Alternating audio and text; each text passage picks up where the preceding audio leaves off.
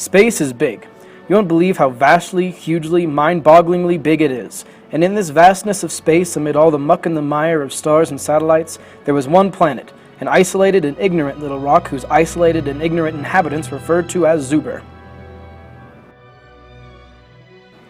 Zuber's system was one of bisolar nature, 2 suns equal and parallel. This perpetual flood of sunlight allowed for prospering crops, killer tans, and a wildly successful market for sunglasses. Now, it is entirely possible that the Zubernese were too preoccupied planting their crops, basking in the delightful sun, and bargaining over protective eyewear. Perhaps that is why, but perhaps also the 2 glorious suns hanging above the little green planet shined too bright.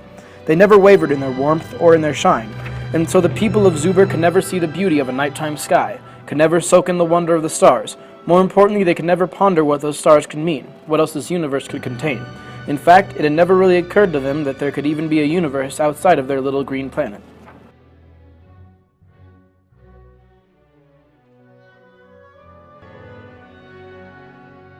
Artie, do you suppose there's more out there than us?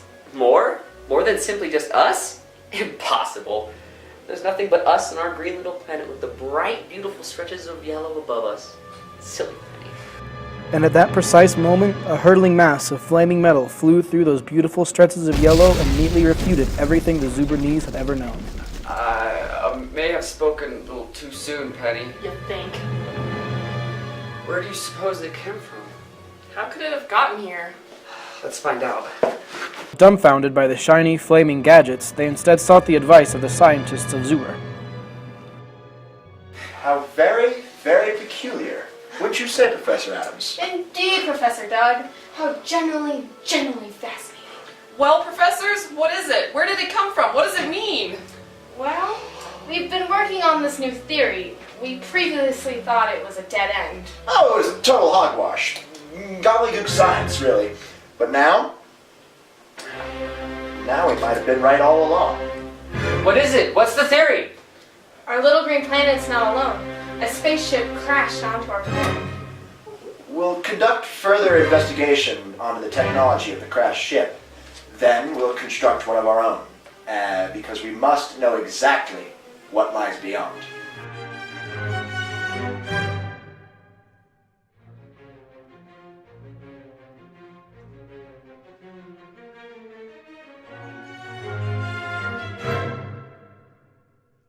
So the scientists of Zuber attacked this plan with vigor and zeal.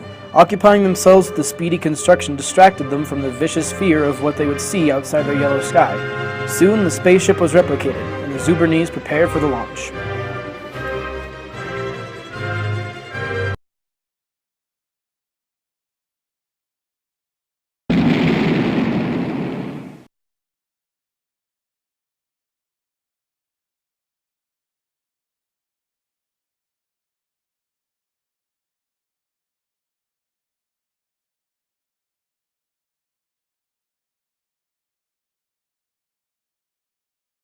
As Professor Adams and Professor Doug soared past the atmosphere of Zuber, past the view of their little green planet, and past their little lives, they saw from their little window a most profoundly big thing, the universe.